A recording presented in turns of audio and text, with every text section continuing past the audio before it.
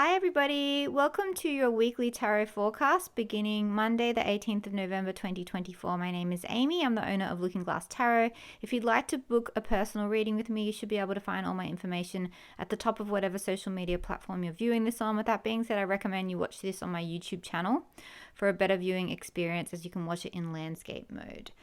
I'm available for hire for Christmas parties or any other kind of celebration. I have gift vouchers for any amount if you'd like to gift somebody a reading.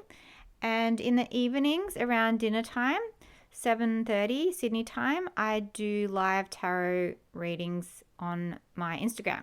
So I hope to see you there. All right, let's get started. This card here made me think of the mutable energy. So I'm looking at you, Pisces, Virgo, Gemini, and Sag risings or sun.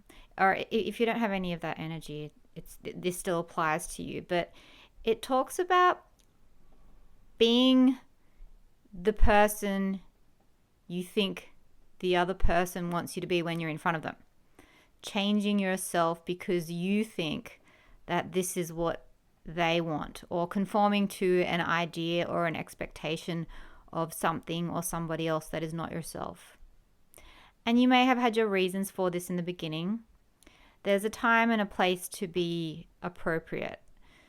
You and your corporate job self is not going to be you relaxed having after work drinks with your friend's self, for example. But this does say that maybe somewhere along the way you got a little lost in the mask or the masks, and to reclaim your true authentic self and not to be afraid to express who you are. Just something to think about.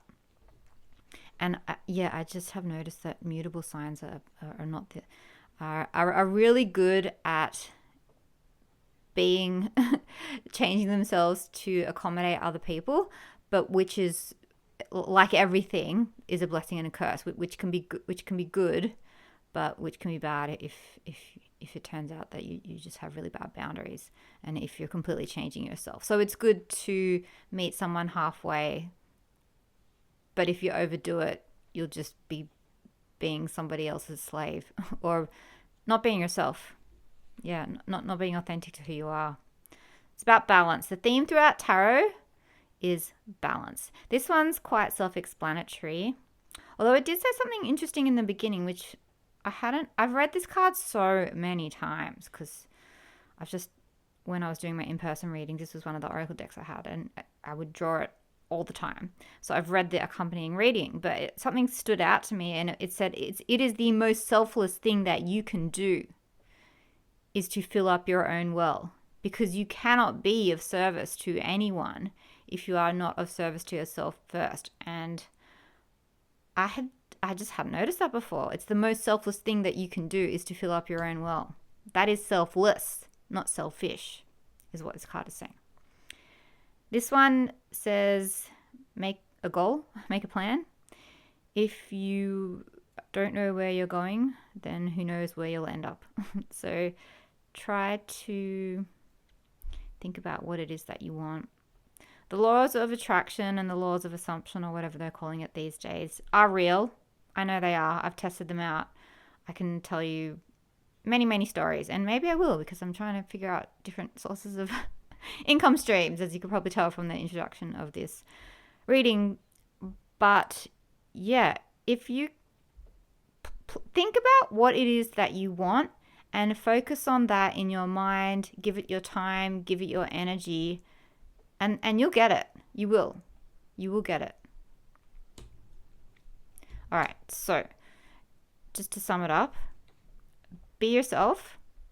It's okay to accommodate other people's needs, and compromise is a thing, but don't be afraid to speak up and be yourself as well. Be discerning and know when is appropriate. It's the most selfless thing that you can do is self-care when you need it. And have a goal, have a plan, write some stuff down. Think about where you're going, and think about where you want to end up, and are your actions in the present aligning with building towards where you see yourself in your future. All right. Now, as always, we're going to see if the Lenormand will give us 5 cards. So this is current energy. No, this is past energy. This is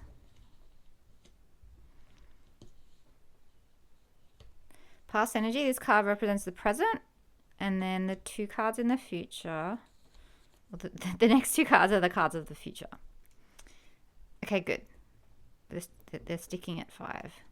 And your theme is tree, which is health, your family, your network of family and friends, or colleagues and associates, and anything that takes a long time to bear fruit, but it's worthwhile. So having patience and knowing that good things take time. I feel like I'm repeating myself. I feel like this has come up a lot. Okay, and then repeating pips, we have a black and a red jack is rivalry. I think that's all. So this is to do with family health, something that's taking time.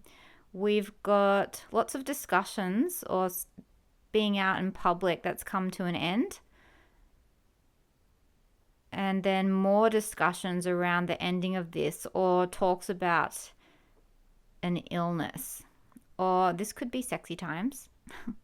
So I'm wondering if some of you are finishing up some kind of cycle that's been repeating, a relationship, a conversation, some kind of dialogue, or this can be exercise as well. But we've got public, we've got an ending, and then we've got getting whipped. So use your imagination in the sexy time, but it can also be like arguments, discussions, getting smashed by lessons from the universe. But this is organizing. And it's interesting because Scythe gathers on the left and it cuts off on the right. And this is someone who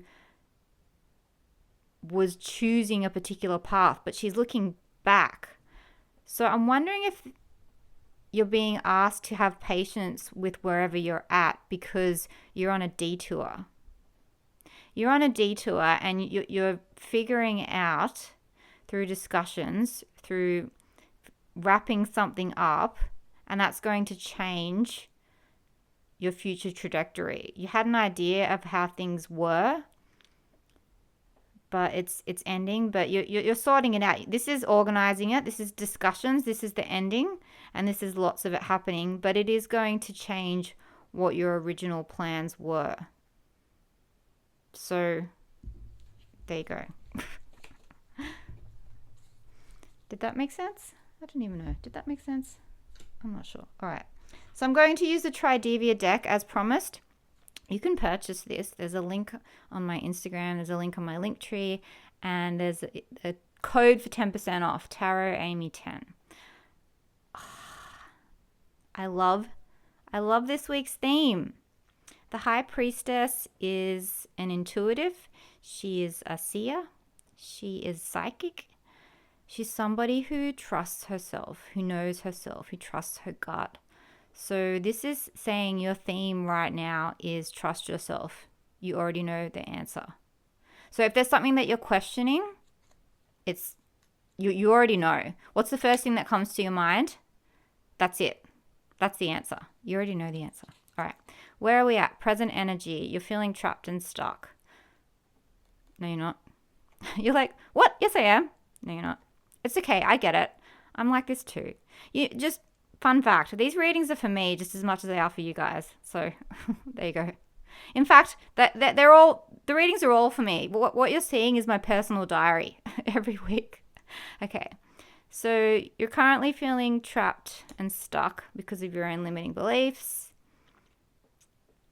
This is about leadership and fire. So it can represent a masculine Aries, Leo, Sag, but I'm wondering if you want to step up and take the lead, but you're feeling trapped. I know what this is for me. There's a lot that's going on, and I feel like I'm just being blocked. And you feel like it's circumstances beyond your control. So this is, it's okay. It's okay. You're not trapped. It's an illusion. It's okay. Everything is perfect and happening in perfect design timing. Design timing. I like it. And divine timing. Yes, you are in control. The universe is on your side. I'm telling you this, okay? Because she's at the bottom. And deep down, you already know this. This is just your head getting in the way. This is just a minor card. This is just your head going, oh, I can't. I doubt myself. It's not going to work out. Yes, it is. Yes, it is. She's major. That's major. That's minor. And that's just your head getting in the way. And it's okay. It's okay. It's all right. We're going to be kind to ourselves about this and say it's okay. Sometimes I do these things. You're always in charge and the universe is on your side, okay? So things are going to work out. How does your week look like it will unfold? So we have an ending.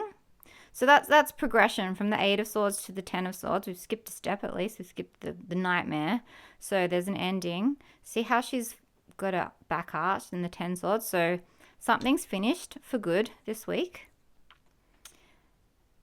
It's making you stronger, or it's asking you to be strong. It's also Leo. Double Leo. And something's beginning. This is the ending of something that is you're going to be happy to see the back of it. And it makes way. After the 10 of Swords is the Ace of Swords, which is clarity. So you're moving through the doubt and the confusion, and you're done with it.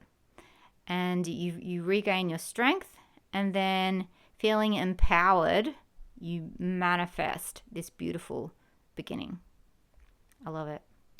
And you know it. You already know all of this. Everything that I'm telling you, you already know it.